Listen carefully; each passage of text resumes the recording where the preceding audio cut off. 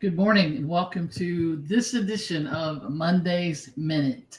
I read an article the other day about Tom Cruise at a some kind of award ceremony where he had given a presentation and how a speech, an acceptance speech, and how it was all about other people and how kind it was.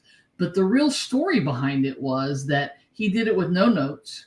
He did it without any, crazy stutters and stops and whatever. And that the whole article was about how long it must have taken him, the hours he must have put in writing and rehearsing this, and then to add the addition of the specific things related to the award and to the show and to the people in the audience at that particular night, at whatever award show this was.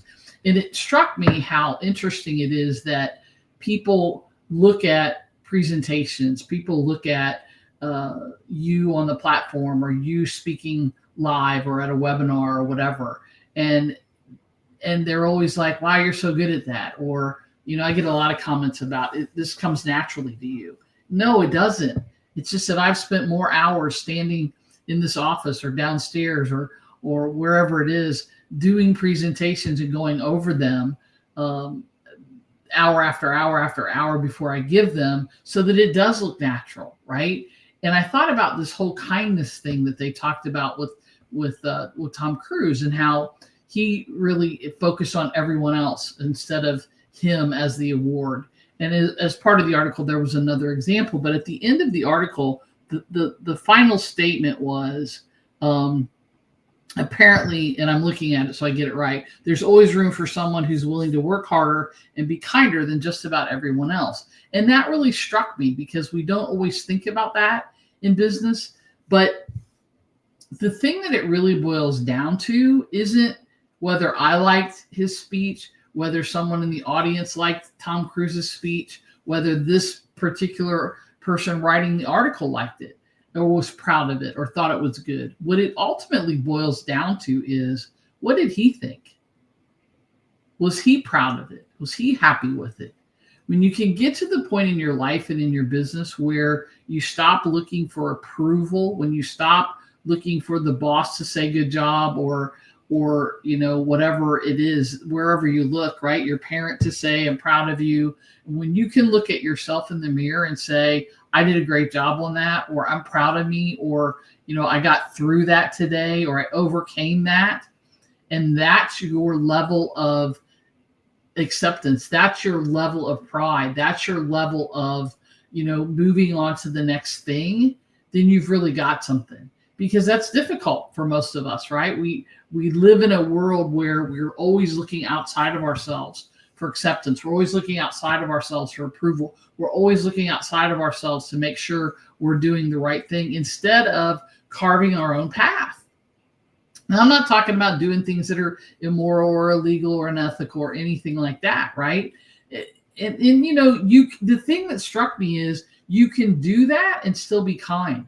You can do that and work hard. And working hard sometimes is the reward in and of itself. I'm a big sports fan, and I was watching a basketball game yesterday, and there was a particular player who had transferred from the school that this team was playing. I'm not going to give you the specifics because it doesn't matter. But at the end of the game, when they formed the line to shake hands, when she got to the coach, it was a women's game.